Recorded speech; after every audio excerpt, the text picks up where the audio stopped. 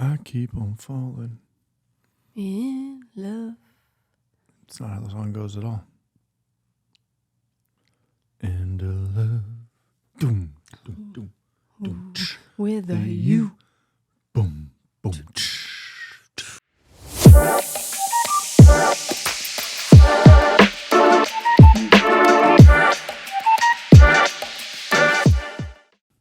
Hey, welcome to another episode of the Matt Fiona Show. Thank you much for joining us.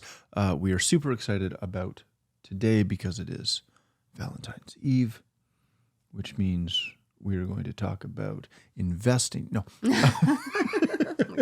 Have you heard of crypto? No. Oh my gosh. We are obviously going to talk about love in some way, shape, or form because it's coming up on Valentine's Day. But first, as always, I wanted to remind you to go like, subscribe, share, all that jazz on YouTube, Facebook, Twitter, Instagram, whatever podcast platform you're listening to us on. But definitely share it, like it, all that stuff. It helps with the algorithms and all those things. But enough of that. Let's jump right in. Yes. I hate Valentine's Day. I'm just going to start with that. Well, okay. So just plain and simple. Plain and simple. Here's why I hate. No. We were talking about something the other day, or we were talking with somebody the other day, and I made a, because they're like, "Oh, are you guys going out on Valentine's Day?" I'm like, "No." Oh yes. Because why am I going to go out on Valentine's Day? If you do and it's your thing, great. The weirder part was they were trying to recruit me to do something on Valentine's Day without you, which I thought was hilarious. But notwithstanding, yes, we were asked what we were doing for Valentine's Day, and I was like, nothing. Because it's a made-up holiday. Now, this being said, I was like, so I said to this person, I was like, I do not need a particular day for us to know that we love each other. I do enjoy buying overpriced candies the day of. No. Or day before. Now, one of the things, and she's listening, one of the things you do when I'm perfectly okay with. Oh, shoot, I got to do that. Don't let me forget. You never forget. When push comes to shove, you never forget. So, yes. The nice thing is neither one of us really care about Valentine's Day. So, that works. Yes. First of all, I don't feel like going out and doing things when everybody else is going out and doing things. It's very busy. I don't like paying an exorbitant amount of things for stuff that the next day is going to be half price. No. And let's be honest, we love each other the same every other day of the year. We do not need a special day to show each other we love each other. Which is not to say that we don't get each other a card typically. Sometimes. Now, if we can make it happen. I will. We sound awesome. I don't. If I cared, he would care for me. Well, that's what I was going to say. Was as a word of advice. As much as I detest Valentine's Day, you're in the same boat. Yes. So we can get away with it. Yes. I can get away with not going and spending 3 times the actual street value of roses to get you some roses. And sometimes he will do it. Yeah. And sometimes I walk in and say how much and they tell me, I'm like, nope. And I never feel bad for not getting roses No. on Valentine's Day or any other day. But if you cared and if it was something that meant something to you, I would totally do it. Yeah. Now. So don't take my hatred of made up holidays as a justification for you not to do it and annoy your significant other. Yes. Or disappoint your significant other. That's don't probably, do that. No. That's not good. So one of the things that I have started is because they're children, and children like any sort of extra special celebration. Any excuse to celebrate something.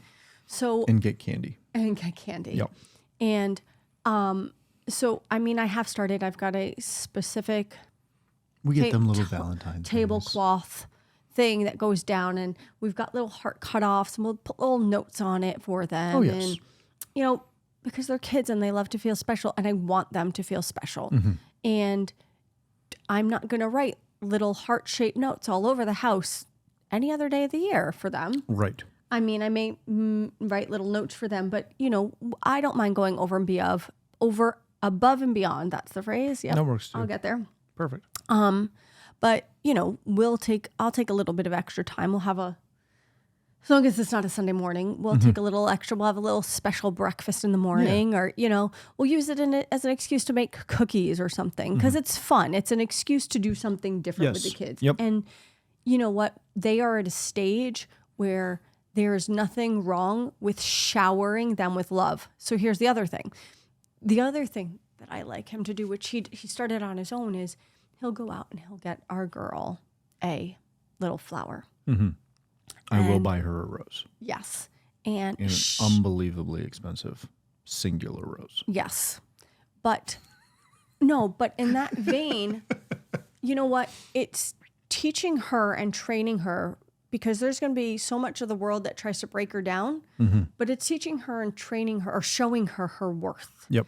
That, again, we talked about investing last week, but you're investing in her, her expectation of what she deserves. Yes. And that she's important.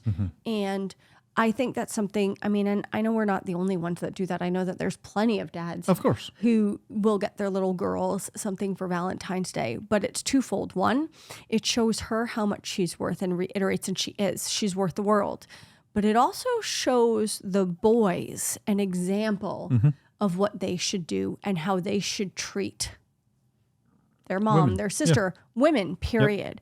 Yep. And I think there's an opportunity to use Valentine's Day as a family as a way, especially if you have small children. We do, so small children come up, but to use it as a way to show the children, the girls, their worth, and the boys an example of what should be done. Yeah. And there are some times that you will buy those roses for me too. I don't need them.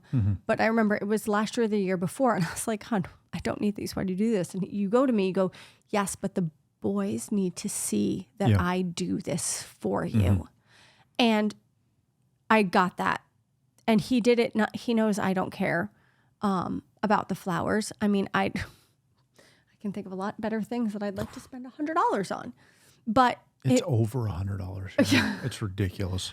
Especially because not today, but like last week, that dozen roses is going to be $30. I know. And, marketing. Exactly. But it's a whole other story. But he used it as a illustration and an example. Now, you often do stuff for me. Yeah. And you dote on me. And you are a very good example to our children about a godly man and how a man is supposed to treat a woman in every aspect. But it was not that I wondered why you did it for me, but as soon as you said, our boys need to see that I do this for their mother. And I was like, okay, that made sense. Again, shout out to a different episode. It's a small way of investing in our kids. Yep. By you investing in me, we're investing in them, because we're setting an example and we're showing them how to treat. Because children watch and learn more so by example. We could tell them what to do, but if we don't ourselves do it. Yeah, and I think this is one of those veins where, as much as I love to rag on Valentine's Day, the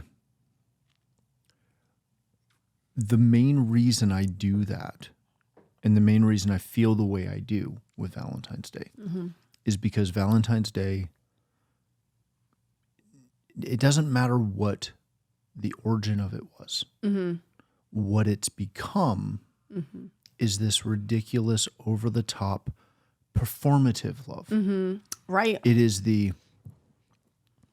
oh, you work in the office, let's make sure that you demonstrate how much you love your significant other by sending the largest bouquet of flowers so that she can one-up everyone else in the office type situation. It has become this whole thing of, let me loudly proclaim that I love my spouse.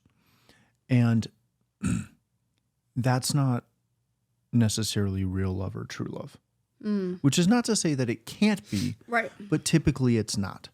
It is this, like, I used to know somebody, and every year they like one up themselves. And it started with, a couple of roses, and then it was, 4 dozen roses. And then it was, let me get you a life-size card. And then it was, let me get this massive stuffed bear. And it just kept becoming this thing of like, who are you trying to prove that you love your spouse to? Right. Right. Whereas I disagree with any concept of like Roman candle, Hollywood, sensationalism, displayed love. Right. I want, back to your point of showing our kids what they should hopefully aspire to have, is not the, you can't get out of the car if I don't open the door for you. Right. As nice as that can be. Right. But the everyday, showing affection, the everyday doing things for one another, the everyday, honestly, just being happy to be around each other. Yes. It's the small acts. Yeah, it's always the small acts. It's always the little things that matter. It's the, let me come, walk in the door, and the first thing I do is find you and give you a hug, right? It's not all of these ridiculous over-the-top things. And what I always come back to anytime we talk relationships or marriage or spousal stuff, I always come back to a variety of things that Ed Cole said. Right. And he was kind of one of my fathers in the faith, one of the guys I looked up to in this vein. And he was just phenomenal at teaching men how to be men. They're still strong men. They're still tough men. They're still real men, but that you can love and adore your wife at the same time. Yep. And in any book you ever read of his, or if you were privileged enough to ever be in a service or a meeting that he spoke at, he would, anytime he mentioned his wife, Nancy, he would always say, if it was a story, if she was there, if it's a forward in the book, it was always the most, my wife, Nancy, the most beautiful lady in the land. Right. And he said that every single time he mentioned her. Now, I'm sure when they got in the car and they were going to get coffee, he probably didn't say it like that. Right? But it was a reminder that he adored her. Right. Right? And she was so important to him. Yep. And again, it wasn't the, like, let me put up a billboard saying that she's the most lovely lady in the land. But it was a little thing that he said all the time that just demonstrated his love for her. Right? And what bothers me about Valentine's Day and that aspect is it's become so materialistic. It's become so performative. It's become this whole thing that is focused on everything except what it actually is. So, I go to the simple thing. God is love. And what just generally speaking, I won't rag on Valentine's Day, but I did it enough. Yeah, the world, right? Life today has so drastically distorted what that is to the point of the idea of love has almost become confused with so many other things. Yeah. People don't know what true love is because they've never seen it, experienced it, witnessed it. Mm-hmm. And when you pull it back to what God is and how he views love, Valentine's Day doesn't necessarily portray those things that God created love as himself. And again, whenever we do little elements of Valentine's Day, whether it's for the kids or whatever, we are, and again, it's not that we're doing it intentionally, but we're pulling in the godly elements of it because that's the actual pure, true love.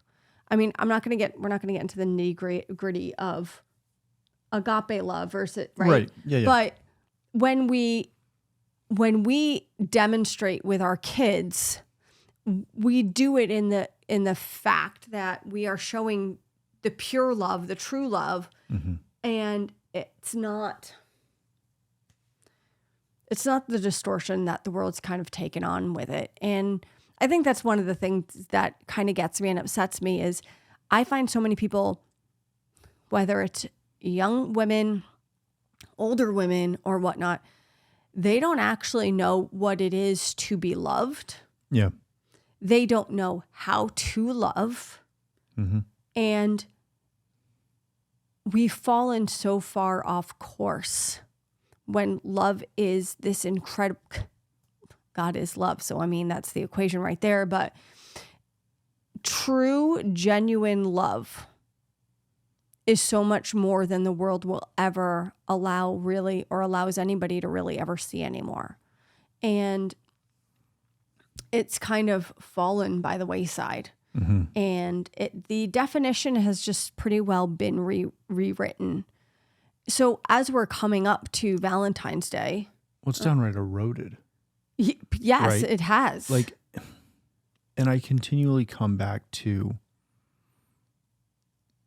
what most people think love is, right? And we've hit on this before, and I will hit on this again, literally till the day I die. It is not an emotion. Right. It's not a stinking emotion. No. You don't feel love. You can... Right. But you don't actually feel love. I can't make you feel love. Right. I have to make a decision to love you. Yep. Otherwise, it would be fleeting. Right. Right? Or because be distracting or something. Every feeling is fleeting. Yeah. Right? I feel hungry until I eat something. Then I'm full. Then I'm hungry again. Every feeling can be masked. Every feeling can be confused, can be manipulated, can be suppressed. But when I make a decision to do something, not that I can't revert on that, but if I continually make that decision, you could frustrate the heck out of me. Not saying you do. You could. Yeah. But that doesn't change. But if I've made the decision to love you, which I have, anything you do that frustrates the heck out of me still might frustrate me, but it doesn't change how I love you. There's nothing that you can do that can impact my decision to love you. And again, I think that's where we've allowed people, the world, marketing departments at Hallmark. We love you, Hallmark. Fill in the blank. No, we don't. We're not Hallmark people here. We're papyrus. Because they got the little gold things, the hummingbirds. That's way out there. I love you. It's valid nonetheless. Stinking love those little cards. But they've turned it into this, ooh, I have butterflies. Right. And it's this stupid, like, Care Bear love effect. Oh, yeah. Right? Which is where you have people who get depressed on Valentine's Day because they didn't get the right thing that they thought they should have. Yeah. Or they build up their expectations. They build it up into this, whatever it is. You bought me Mars bars instead of, Reese's Pieces. See, I know what's right. Which I haven't got you yet, but maybe I will. Maybe I don't need them. Maybe you'll get a surprise. But when love is real, when it's true, when it's valid, when it's actually coming sincere. Yeah, when it's actually coming from the heart, it's a decision that you've made that nothing else can affect. Yep. Right? Because you've made that decision. So equally, if you have also made that decision. I was going to say the best is when the decision is. Yeah, when we've both made that ways. decision, then do we fight? Occasionally. Rarely. But it happens, right? Do we get frustrated with one another? Maybe. I'm not giving examples of how I frustrate you, even though the list is long. It's not that long. Yeah, there's one or two things. Yeah, But as much as they frustrate, or we can frustrate each other, it doesn't matter because we've made the decision to love each other. And we can love each other through that, get to the other side, honestly, pretty quickly. Oh, yeah. But because we've made that decision, and we made that decision long ago, and we made we made that decision as a part of our essentially like ethos, right? It's not something like, do I make that decision every day? Kind of, but it's the same as it's pretty much ingrained. It's in ingrained, us. right? It's part of who we are. It's the same as my decision to breathe, right. right? So there's no concept of something coming between us or something forcing you or I to fall out of love because I didn't fall into it in the first place. Right. Because I made the stinking decision. We made the decision and we made the commitment. Yeah. And you can say that this is a pie in the sky ideal all you want. And that's because you've never actually made that decision. Yeah. When you get to the point where you make the decision, there's nothing in the world that will make me go back on that decision or change my mind. Right? And that's where you find true love. That's where you understand what real love actually is. And I'm also I'm gonna throw this in, and this is one thing that we have, and we allow God into our relationship. He's part of our relationship. And as the Bible says, a three-cord strand is not easily broken. But that is because God is involved in it. And as we mentioned earlier, God is love. So we literally, with God, weaved into our relationship with the three of us, we have love, God, wrapped with us. So it's that much easier to make that decision to stay in love, to walk out our relationship, our marriage in love, and to operate in love through all. And that operation of love, it's literally, it's not the dozen roses, because I could care less about it, but it's when I'm in the kitchen dealing with the kids and I come back to make the bed and the bed's made. And it's when I've woken up thinking, oh, the dishwasher, I've got to unload the dishwasher, and I open it and it's already unloaded. Or when I come and the vacuum or the living room's been vacuumed, it's those little gestures. It's not the grandioso gestures. It's the little things. Yeah. And I think that's what gets so lost sometimes is it doesn't have to be those big moments. It's a lot of little ones put together. But it's that three-cord strand. Because when you have God involved in your marriage, it is not easily broken because love is literally wrapped together with you. Yeah. It's something where there's no one I'd rather be with. 100%. And not in the case of like someone better than you. That's not what I'm referring to. I mean, in general. Right. Right? I know what you meant. I know you did, but in case they don't, there is nothing I'd rather do than spend time with you. It doesn't matter what we're doing. Well, it was like yesterday. You had to go run a couple of errands. I was like, this sucks because you weren't able to come. I could have just ran those errands with you. Simple little thing. But it's one of those things where again, you look at all these other things that intrude in life, right? And again, because we've made the decision to love one another, not that we don't do other things and not that we're not involved in a variety of different things. Right. And not that we can't do things without each other. Not at all. But at the end of the day, I would, for example... You're my person. Oh, thank you. I would go away on a business trip. Mm-hmm. And was it good for business? Yeah. Was it fun? Sure. Did I want to be there? Kinda. Would I have rather been there with you or been home with you? 100%. Mm-hmm. And was it cool to go see Buckingham Palace? Sure. Didn't care. Right. It was only cool because I did it while talking on the phone with you. Right. Those are those things where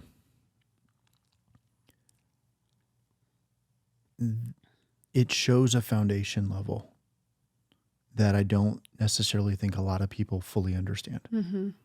Because there are so many other aspects that can come into your life. And when you let them bleed into your relationship as well, that's where you start to have problems. But as soon as you actually get to the point where you can make that decision to love that person, then it's unwavering. Yeah. Right? Mm-hmm. And you just need to make that determination. Yep. Whatever stage you are and wherever you are in your life or in your relationships, it's the same as your relationship with God. Right? The second that you make that decision that you're going to serve him, yes, you don't really walk away. You don't fade away. You don't drift away like we talked about last week. If you do, you haven't I'm not saying you don't stumble. Right. Or you don't have to fight through some stuff, work through some stuff sometimes. Absolutely. But what I'm saying is, if you've actually made that decision, you're not going to walk away from him either. Yeah. Right? If you truly love him. Yeah. And you know how much he loves you, and you have a deep understanding of that, why would you? Well, again, it comes back to exactly what you had just said earlier, right? We want nothing more than to spend time with one another, right? Mm-hmm. So whether it's your relationship with your spouse, your relationship with your kids, right? Like if you love your kids, you want to spend time with your kids. Yeah. It's not oh my gosh, they're so annoying. Even though they can be. Right. Right?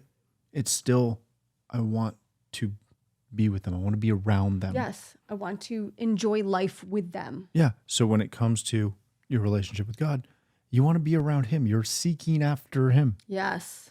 Right? And I know we're kind of pulling two different episodes together for a second, which I didn't mean to do, but it's such a simple solution to the issues that we brought up in last week's episode of drifting away. Right. Right? Whether it's your relationship with God or your relationship with your spouse, you can't drift away if you've made the decision to be there. Right? If you've anchored in. If you've made the decision to, as one of our friends says, leave and cleave. Right. Right? There's nowhere for me to go once I've cleaved. Yep. Right? Once we've joined together.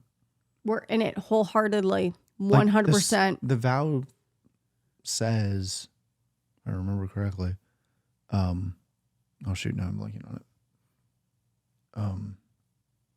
Join together that can't be, no man can separate or something like that. Like the traditional marriage vow. Right? If you actually believed that. Right. You'd never, there'd never be anything that would even make you think of that. Think of separating. Yeah. Or moving away or fading away or whatever, falling out of love. None of that stuff can happen when you make the decision that you're going to love someone. Yep. Nothing can change that because you've made a decision. Yep. It's really simple. I think push comes to shove, we'll kind of wrap it up. But as we're leading into Valentine's Day, there's a difference between the way the world orchestrates love and true love that comes from our Heavenly Father. And we want our focus not to be on the way that the world views love, but on the way that our Heavenly Father views love. Mm-hmm. And when you connect with God, when you connect with Him, His love, and you seek Him through everything you do and you walk in love, you're going to be so much better off. But let's keep our focus on Him and His love and not be distracted by the world and what it calls love. Mm-hmm. So wrap it up.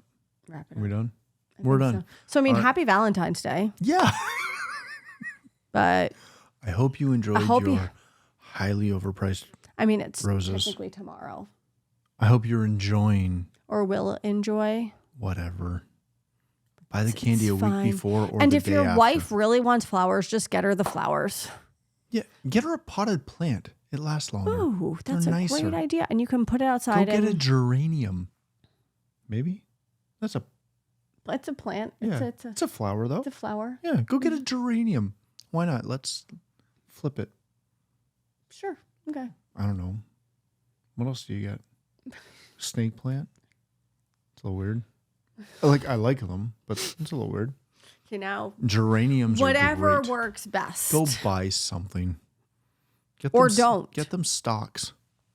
Or invest. Don't. Or chocolate. Happy Valentine's Day. Here's a share. Oh my God. Okay, we've gone. Oh, all right. Thank you so much for watching. None of this is investment advice. Go watch, subscribe, like, share, all that jazz. Yeah, I don't know. Thanks again for watching. We'll see you next week. Have Bye-bye. a good one. Bye now.